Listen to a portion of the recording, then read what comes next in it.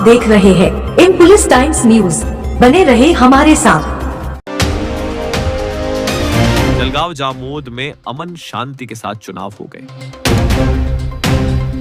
Police inspector Nitin Patil और staff की मेहनत का नतीजा।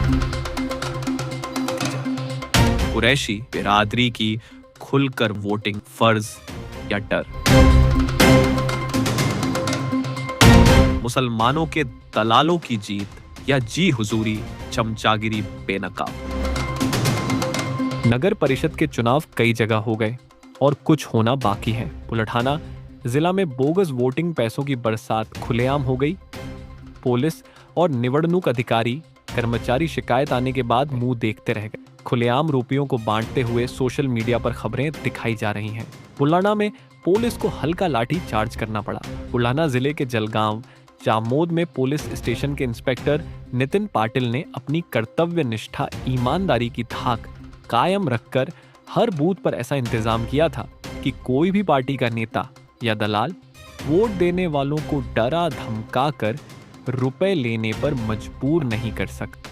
पुलिस इंस्पेक्टर नितिन पाटिल ने शांतता रखने वालों से पहले ही अपील कर दी थी, अगर कोई भी शांतता भंग करने की कोशिश करेगा तो कानून के तहत कार्रवाई की जाएगी। कुरैशी बिरादरी के अध्यक्ष शेख रहमान को समझाया गया था कि 4 दिसंबर तक मांस बिक्री बंद करें, लेकिन एक नेता के आदेश पर पार्टी के कार्यकर्ता ने पुलिस के आदेश ना मानने पर अपनी मनमानी कर डाली, जिसके नतीजे में पुलिस ने सख्त कार्रवाई करके वो कारनामा कर दिखाया जो आज तक किसी पुलिस ऑफिसर या स्टाफ ने नहीं किया था। पुलिस ने घरों की तलाशी लेकर व्यापारियों के 16 जानवर जिपित करके गौ रक्षण में जमा कर दिए तथा 4 लोगों के विरुद्ध मुकदमा दाखिल कर दिया। कुरैशी बिरादरी का कहना है कि पुलिस ने कायदे से कार्रवाई की, लेकिन इसकी असली वजह शिवसेना के जिला प्रमुख गजानन वाघ और भाजपा के आमदार संजय कुटे की आपसी दुश्मनी का नतीजा है। कुरैशी बिरादरी हमेशा गजानन वाघ को साथ देती है, उसका कारण भी लोग जानते हैं।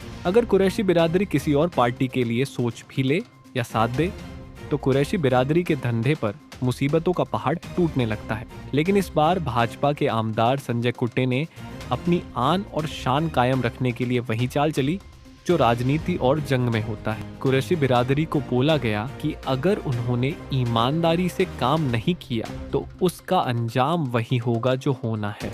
लेकिन कुरैशी बिरादरी और मुसलमानों के अनुसार वही हुआ जिसका डर था। मांस बंद कर दिया गया और मुसलमान देखते रह गए। वही कुछ लोगों का कहना है। कुरैशी बिरादरी के कुछ लोगों के पास लाइसेंस नहीं है। जलगांव में कुरैशी बिरादरी के पास जानवर काटने के लाइसेंस थे और हर बार उन्होंने लाइसेंस रिन्यू करने की अर्जियां भी, लेकिन उस पर कभी किसी सरकारी ऑफिसर्स ने कार्रवाई नहीं की, जिसकी वजह से आज भी इनके लाइसेंस पेंडिंग पड़े हुए हैं। वजह भी यही रही कि कुरैशी बिरादरी को हर कोई ब्लैकमेल करता रहता है, फिर चाहे वो जानवर पकड़ने वाले हों या नेता मंडली। पुलिस इंस्पेक्टर नितिन पाटिल ने कायदे के अनुसार कार्रवाई तो की, लेकिन उनकी इस कार्रवाई को अफवाहें फैलाकर बदनाम किया जा रहा है जो हकीकत नहीं है। कुरैशी बिरादरी ने आमदार संजय कुटे से मिलकर अपनी परेशानी बताई। आमदार संजय कुटे ने उन्हें स्पष्ट कह दिया आचार संहिता लागू है, चुनाव के बाद बात करें। इन मामलों से कुरैशी बिरादरी भूखमारी के रास्ते पर निकल पड़ी है। एक तरफ खाई है और दूसरी तरफ कुआं, दोनों तरफ गिरने से कुरैशी बिरादरी का ही नुकसान है। आज जलगांव जामोद में मुसलमानों का कोई नेता नहीं है। यहाँ के मुसलमान मरहूम अमान सेठ के चले जाने के बाद किसी को नेता नहीं मानते। कांग्रेस ने कई मुसलमानों को टिकट देने का वादा किया, लेकिन वक्त पर AB फॉर्म नहीं दिया।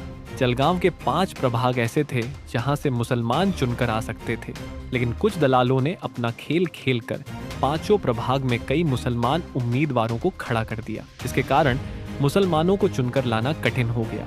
प्रभाग 9 पूर्व में निवडणूक अधिकारी ने जानबूझकर कई मामलों में अनदेखी की है। 9 प्रभाग में डमी पत्रिका में आचार संहिता भंग कर दी गई, जिसकी शिकायत करने वाले उम्मीदवार ने शिकायत करना चाहिए तो उसे अनदेखा कर दिया गया। निवडणूक अधिकारी व कर्मचारी ने शिकायत लेने से इनकार कर दिया, लेकिन पत्रकार S शेख के जाने के बाद नगर परिषद के चीफ ऑफिसर तथा सहायक निवडणूक ऑफिसर सूरज जाधव ने मामले की गंभीरता को देखकर शिकायत ले ली तथा कार्रवाई भी शुरू कर दी। 1 दिसंबर 4:40 को शिकायत लेने के बाद 2 दिसंबर 5:55 को नोटिस देकर कार्रवाई की। शिकायत निवडणूक अधिकारी को इसलिए दी गई थी कि वो कार्रवाई करे, लेकिन कई घंटे गुजर जाने के बाद होने वाली कार्रवाई को खुद निवडणूक अधिकारी का गंभीरता से न लेना इस बात का सबूत है कि वो सिर्फ चुनाव कराने में रुचि ले रहा है, बाकी को नजरअंदाज करके अपनी जिम्मेदारी से दूर हो रहा है।